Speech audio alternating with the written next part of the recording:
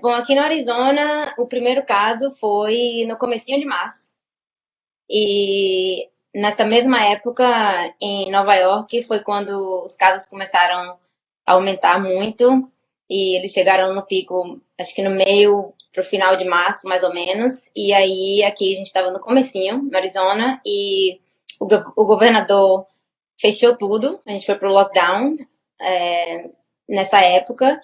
E fizemos um preparamento todo para quando chegasse, quando os casos aumentassem bastante, né? Só que não chegou nessa época. A gente tinha um plano todo feito com o nosso hospital, com intensivistas e outros médicos que estavam disponíveis no momento, porque fechou cirurgia, fechou tudo, então estava todo mundo meio totalmente envolvido pelo Covid. Só que aí não chegou. Aí passou março todo, passou abril, maio. Aí quando chegou mais ou menos aí abriu tudo, no meio de maio, aqui. E aí quando abriu, abriu de vez. E a gente viu o pessoal na rua, assim, em bares, restaurantes, sem máscara, parecendo que nada estava acontecendo. Tava meio que tipo metade da cidade. Na verdade, quem trabalha no sistema de saúde, né? Preocupado, usando máscara, e o resto da cidade inteira como se nada tivesse acontecendo. Sem máscara, sem nada. E aí, como esperado, 2, 3 semanas depois disso, os casos aqui começaram realmente a aumentar muito, e as coisas continuaram abertas, e aumentou bastante. O nosso pico acabou sendo semana passada aqui no Arizona. Aqui, semana passada, nós tivemos mais ou menos 3.500 casos de pacientes hospitalizados.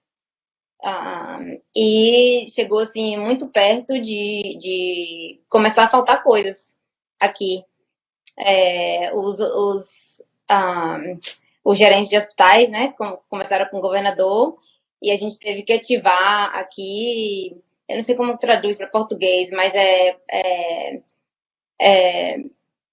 a gente ativou um plano assim totalmente de emergência, como se fosse um desastre, que o pessoal começou a ser treinado para, se eu chegasse um paciente, 2 pacientes, e alguém precisasse do respirador, a gente tinha que escolher um baseado nos critérios que deram pra gente, né? Isso tinha a ver com a idade, com outras doenças que o paciente tem, e tudo isso. Aí, quando aumentou assim bastante, foi quando finalmente o governador falou assim, fechou de novo os bares, academias, tudo isso, e todo mundo passou a usar máscara.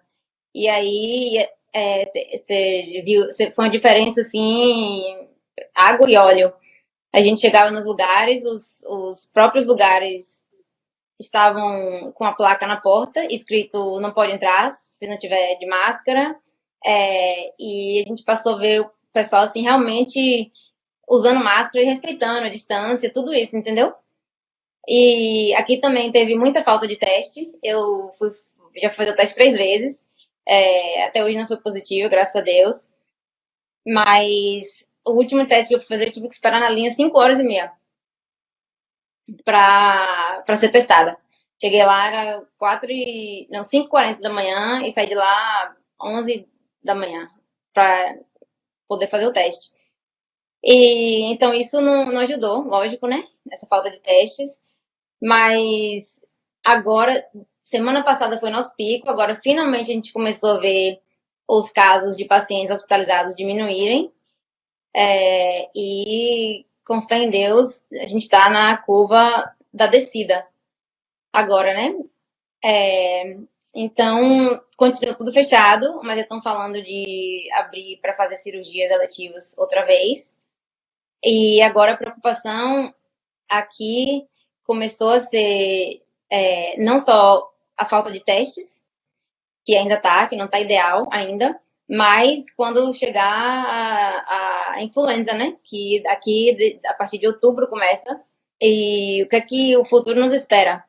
Com essas duas doenças respiratórias, que aqui só a influenza já deixa os hospitais bem lotados, não como Covid, lógico, nada como Covid, mas de ter que lidar com essas duas coisas ao mesmo tempo,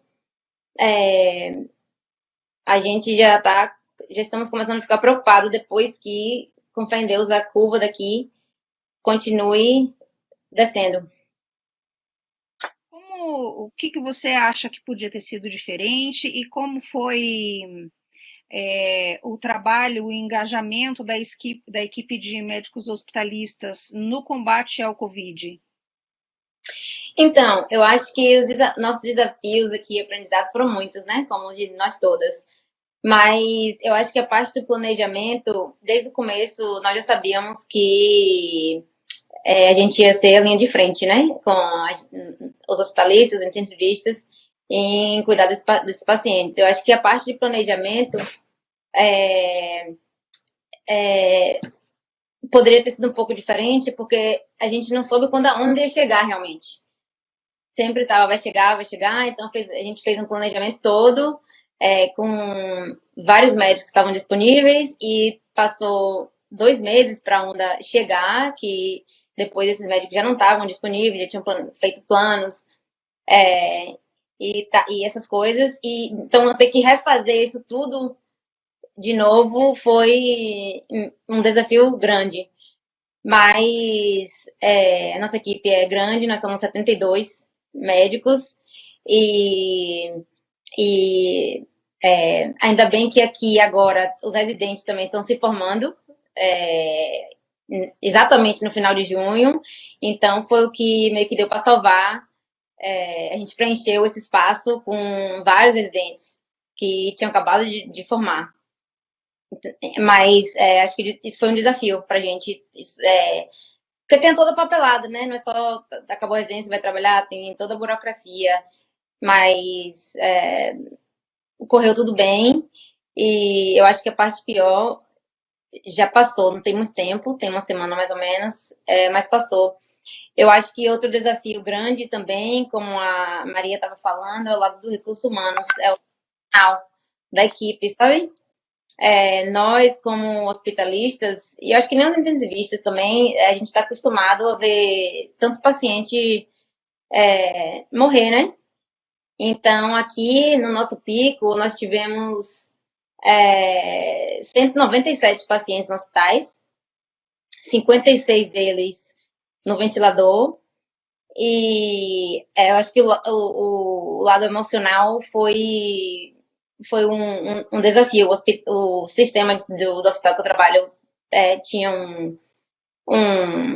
fez um trabalho bom para o povo ter, para o pessoal ter os recursos para ligar com o psicólogo, com tudo isso, mas mesmo assim foi difícil para a equipe ver tanta gente morrendo, tendo que morrer sozinha, mostrando os familiares pelo FaceTime, muita gente jovem.